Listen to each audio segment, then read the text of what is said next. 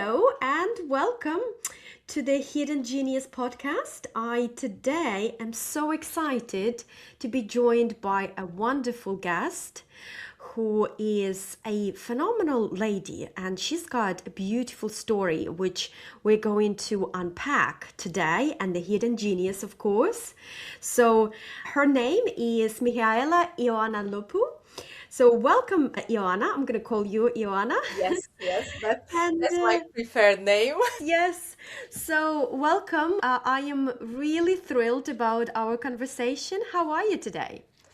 Thank you very much, Anna, for the invitation.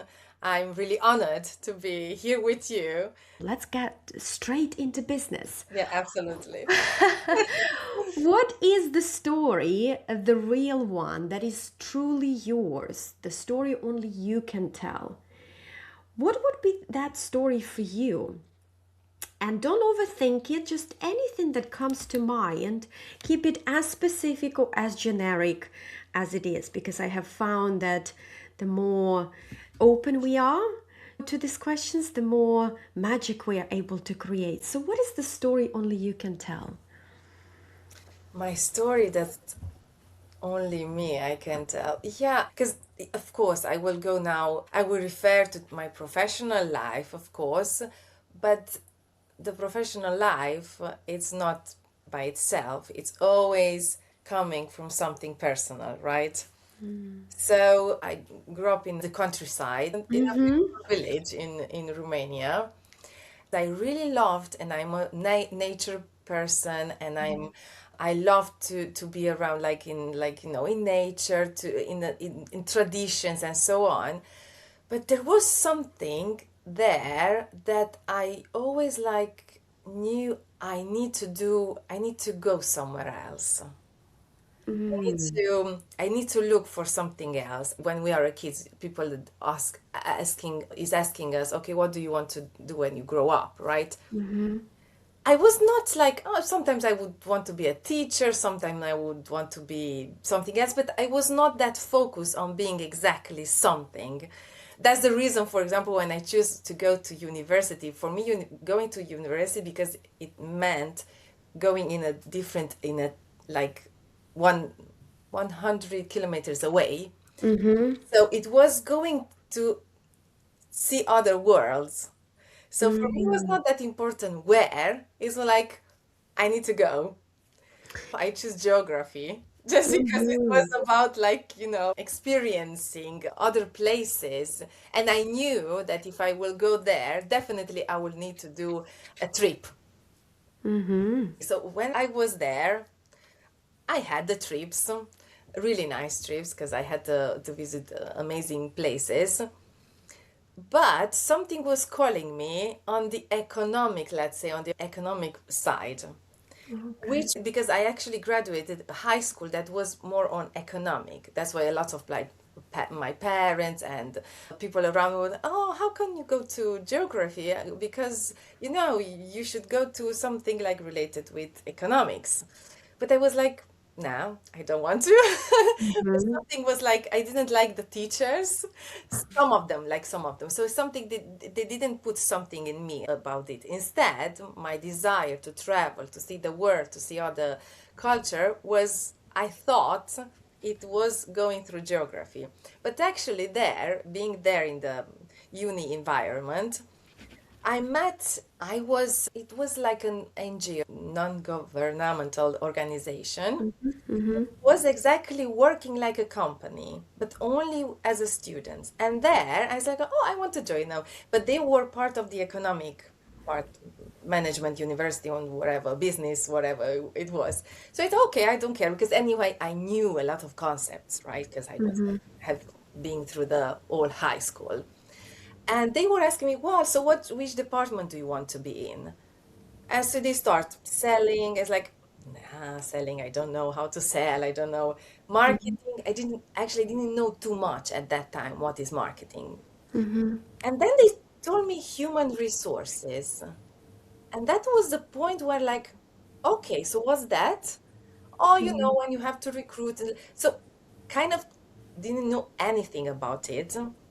I went there, and yes, we had to recruit basically every year new students in the organization, and there were like, it was a company specialized in HR.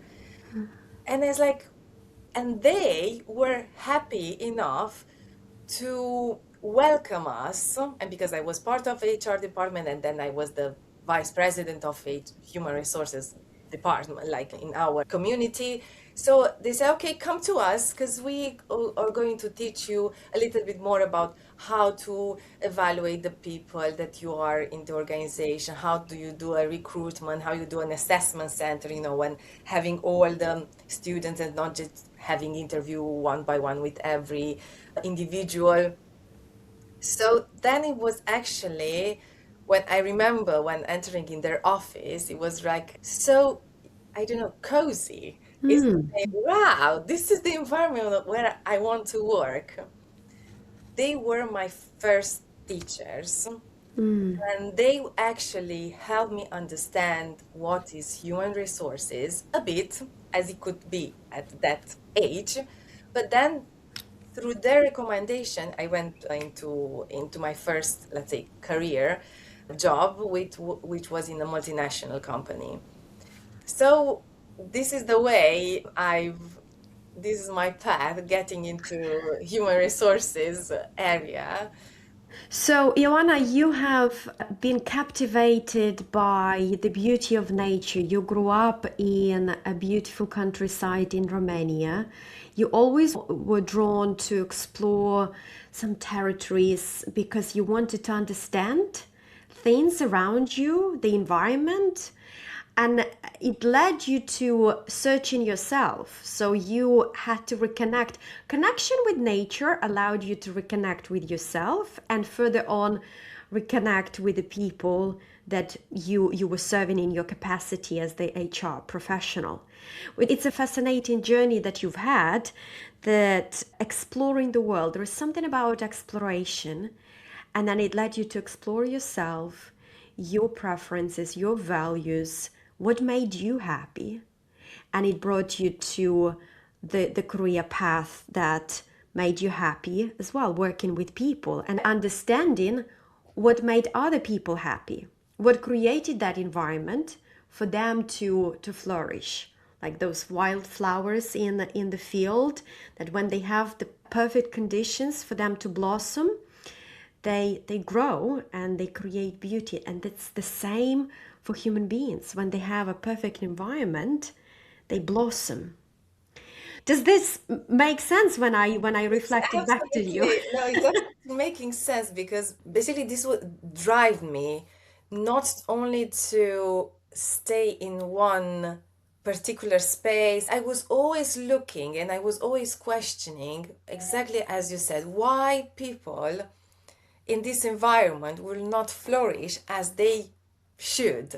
What is keeping them away? Of course, a lot of questions were coming also for me. What do I need to change, or not always changing, but what is missing for understanding my real potential? Not just like you make the comparison with the flowers, the wildflowers. They are in a specific environment. If you move them, especially the wild ones, right? If you move them and you just want to take them home, will not stay longer. But for example, those flowers that grow in your garden, they will not grow, or they will not be that big or like blossom that if you take them in the wildest, because there nobody will take care of them. So I was always like trying to see, because I could see people, like some of them, like coming into interview, and sometimes I would like, okay, something is telling me that this, it doesn't tick all the boxes, but something is telling me that this person is the right one, you know and I was like, I was right, because in that context it was really, and that person really blossomed, just needed to be in the environment. But other times I remember, like people that I, like first time met, like very good impression about it, and after a couple of months or years, because I had enough time to see people, I could see that it's something is not right. something was missing. They were not in the perfect environment. And I Yeah. remember like, and I hate, I could say I was not really comfortable because, in HR, you have a lot of difficult conversations. Yes. Not only, maybe sometimes not you, but sometimes you hear or you are in evaluation meetings when the people are discussing, and sometimes it's so, you need to be so technical, if you can say, as you would speak about an instrument. Oh, this is Mm. good, this is wrong, we need to, this can be promoted, this cannot be, like, and sometimes I remember the first meetings I had, I was a bit shocked of the way the people can talk about other people. Mm. I was a bit like, wait, I don't think we should just put, to put someone's, to call him that is not good, is not worth investing in. It just is not maybe good in this environment. Yes, you were elevating human being, positioning humans more than just measuring sticks through measuring sticks. Yes. It's not just like the boxes that they tick. They are the whole universe. So that's why that's I believe what made you a good person to help people navigate challenges in teams and navigate organizational change and better express themselves, better communicate, better collaborate and lead as well. So would that be a fair assessment if I make such assumption? Yes, I was thinking when you were saying about, because it's strange when you do this, but when you heard from another person saying, it's like, oh wow, this is what I'm Mm, doing. Yes, it is. What I was immediately thinking was were those times, and even now sometimes, but I will go back in time. I felt I didn't have enough the instrument to help them. I didn't mm, know how to. Sometimes I would understand really well the problem, and I remember especially when it's about the organizational changes. These organizational changes are so, although they sound so technical. Oh, we do an organization change. We just like the position goes there, the other goes there. It sounds so technical, yeah. and but it's not. Yeah. It's cold and you brought the human side to the Yes. And I remember talking about this and trying to point out the impact that a change, just a tiny change, like moving like one job from one department to another department. Mhm.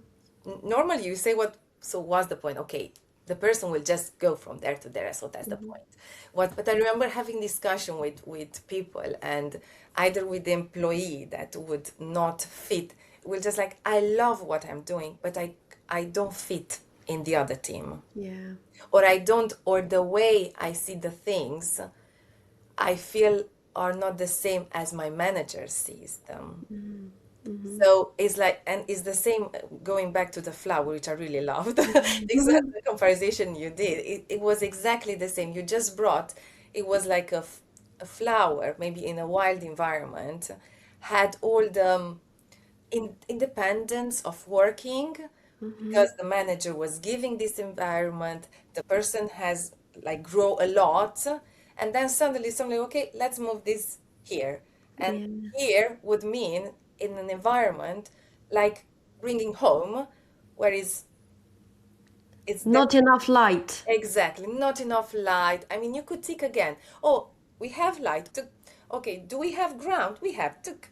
So everything you could Mm. tick, because unfortunately this is sometimes what it happens. We just tick boxes, but we Yeah. don't evaluate what kind of light. Was Mm. it the light that is in a wild is Yeah. different than the light that is inside the house or even in front of your garden? I Mm. mean, in front of your house, in the garden in front of your house. So this sensitive differentiation that are these are actually what is behind a human potential. I think. Absolutely. I love that, Ioana. So thank you for sharing this. professional insight, and I believe that's part of your genius. But I would like to go back now to your story. So, what truth about your journey have you been afraid to share? Perhaps some vulnerable moments that you were keeping close, but if you were to express them, that's the very thing that the people you serve need, and they will become inspired by that. Can you share with us what? Oh, I think there are more. I think there are a lot of, and some of Something that comes to mind first. I think it's going because I'm still because now I'm on the human resources. I hate it. I hate it some at some point.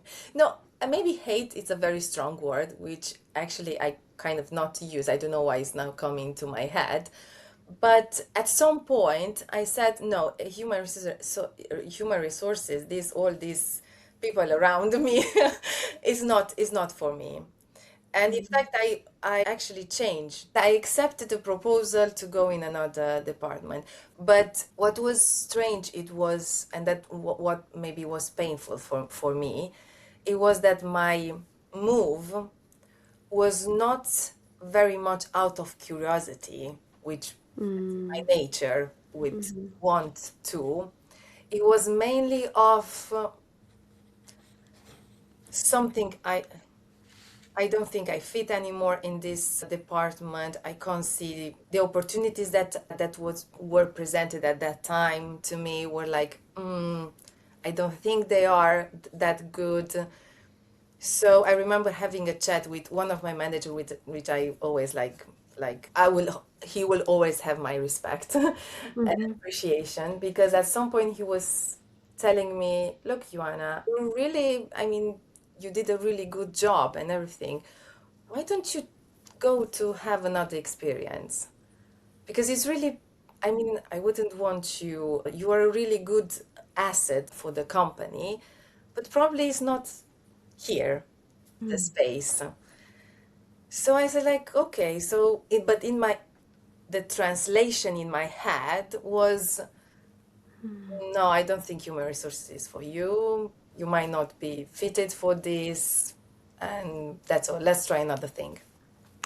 Right. So that was a bit like, yeah, that was a bit, I think this behind and what was in my head, because at the surface you could see a nice change of, again, as the organizational changes, you could just see a person moving from an experienced person moving from HR department to another department, taking a new challenge, and everything seems so nice and right, like it could be like, oh, and taking another experience, another challenges, see, so everything can be put it in a very nice way. But what was inside was not exactly that. Yeah, so your inner narrative was saying, you're not that good. Yes. That interesting that we're so self-critical towards ourselves. Even we hear things that we want to hear that is in contradiction to the truth. Like no one said to you that you are not doing your job well, Ioana. You are actually doing it good, but maybe you can explore a different avenue. Yes, I remember was the moment I wanted to go back to the uni to do a master degree. And I said, okay, I won't do now a master on geography, but rather I'll go to find something on human resources. And it was like exactly the time, and I found exactly the master I wanted, but there were a few steps, so I tried to adjust my schedule so I have enough time to learn. But all this change came in that, and I lost my interest in applying, in continuing my registration for the master. So it was Right. so deep that it even like stopped me for doing that. So that self doubt created a fracture in your self belief a little bit, and it fractured your identity because you were flourishing.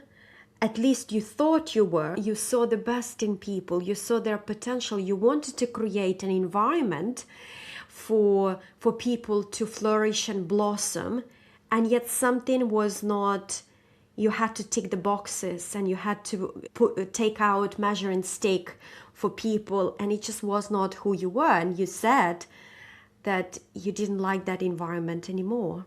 So you lost trust with yourself, like, okay, I can't do this. How did you navigate that lesson? Because I presume there was a big lesson that you had to question yourself. Yeah, it wasn't, I think at that time, I was putting, when something you don't understand what is happening, because I wasn't quite aware of what was happening inside of me. It was especially because, and I put the blame, so I could say, it was even easier for me at that time to blame on circumstances. At that time, I was saying that without knowing that this was actually affecting my belief in my own capacity. Capabilities. Yes, yes. And again, I was like, then my focus went to because it was strange how the life works, right? I was just getting recently married. My focus was having kids, to have a child. So it was like my mind was actually trying to put this away, Yes, yeah. without actually understanding what happens. But it's funny enough, this came because it's like, when you put a ball in the water, you keep it there, but you have to keep it. And then as soon as Yeah. you let it go, it comes out. And this coming out for me was still after having my second child. Yeah. And I made the move, we moved here. And it To was, the UK now, yeah. yes, we moved to UK. And at some point I was thinking, okay, now is the time to go back to apply for a couple of jobs. But I was like, so what am I looking now? Because I Mm. was looking in my CV and I was like, so what are you looking now? Are you looking for HR or are you looking for the other supply chain? Okay, so what do you want? So I remember putting these questions. I think this was the beginning of maybe the coaching, my coaching path as well. Oh, okay, Yeah, yeah. I think this was because I started putting a lot of question. Okay, so what do you want? What do you want? What do you want? I remember it was a meditation. I was kind of doing HR stuff, but HR Hmm. stuff like in terms of consultancy.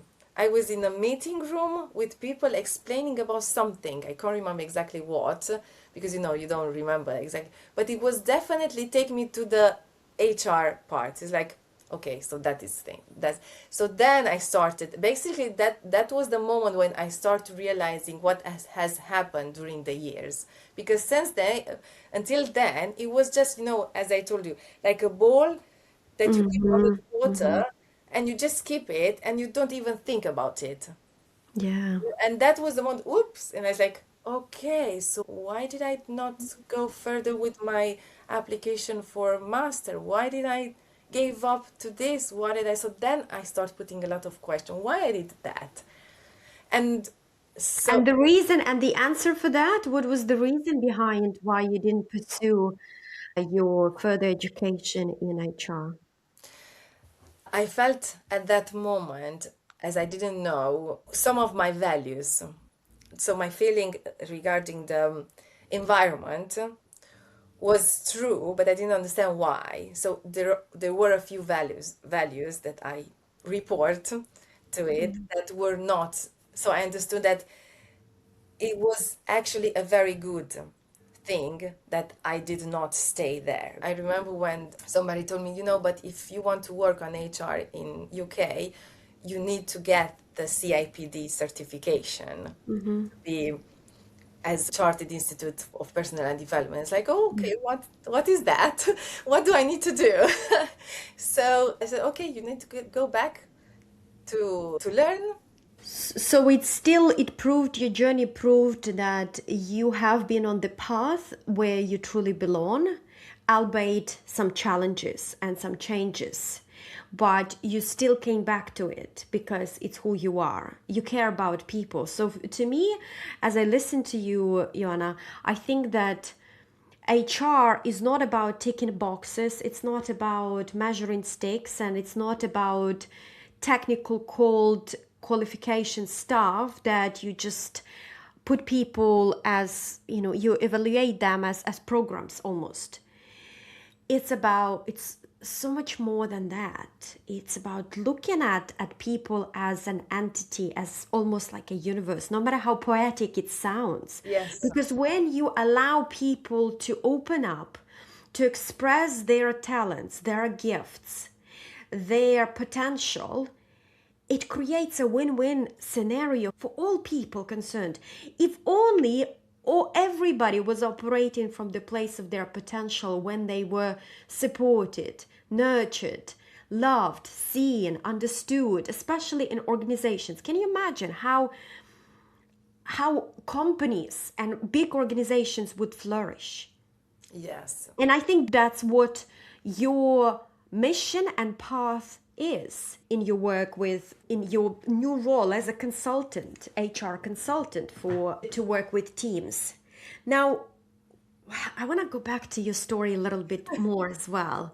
And Okay. I'd like to ask you about the biggest battle you had to fight. And what did it teach you on the other side in your life? Whether it's personal or professional, whatever you would like to share. Oh, the biggest battle is definitely with me. Don't we all have those battles?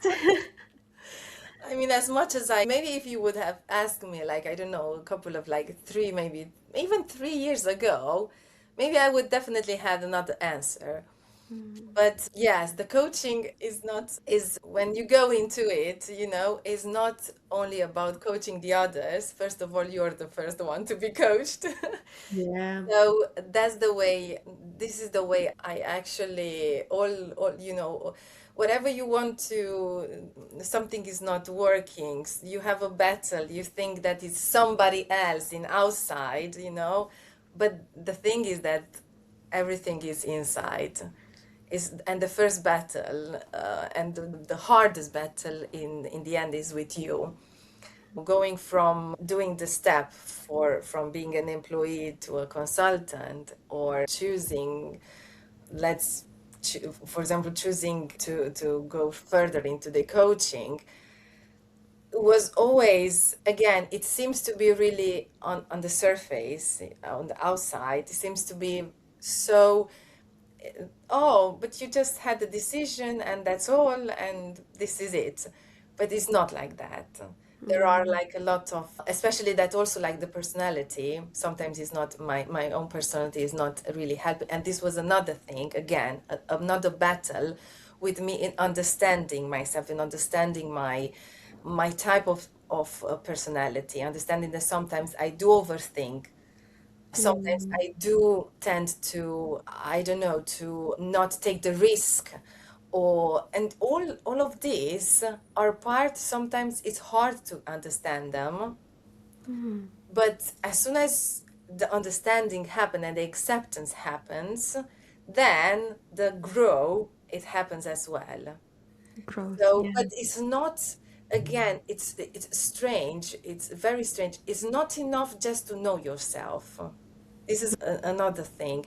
It's so important to have somehow to build up an environment. We are going back to the environment. Yes. And the environment, this can be people that would support you. What I have picked up about you, Yana, is that you are very intuitive.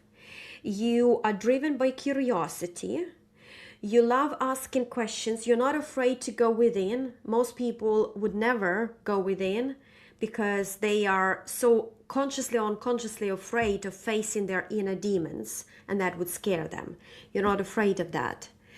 So you are willing to explore, and yet at times you are overthinking and you're afraid to step outside of your comfort zone and take risks.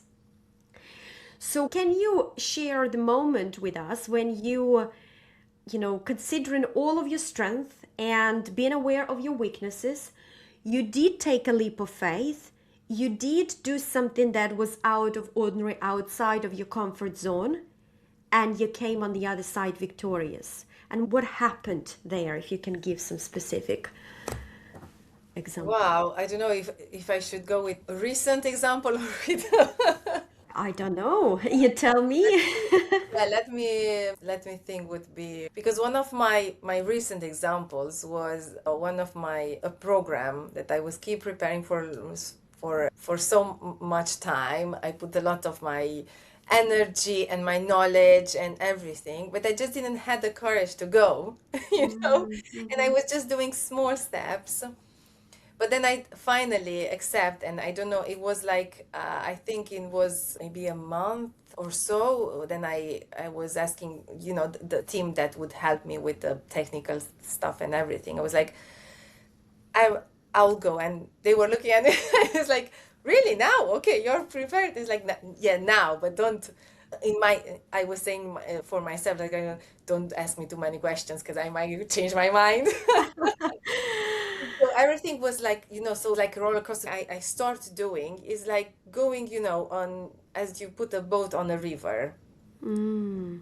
It, it was like just coming, the thing were coming. Then I realized that, oh my God, how much knowledge I have, I have gathered and not actually put it into action.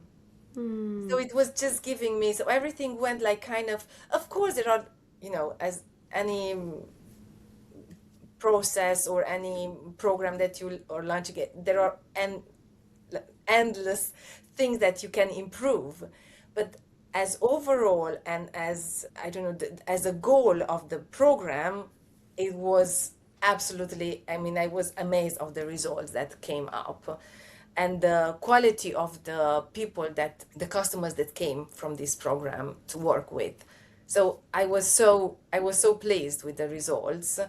And yeah, I did not went into burnout, which was although it was a lot of pressure, a lot of work, a lot of timelines, a lot of like technical issues at some point, but it was much more than I expected. And it was like, okay, that was one of the things that I need to trust myself Mhm. more often. Yeah. And believe more in your genius because you do, like you said, you do have so much knowledge, so much experience, and personal insight. And even beyond that, I think, Joanna, is that you have a big heart.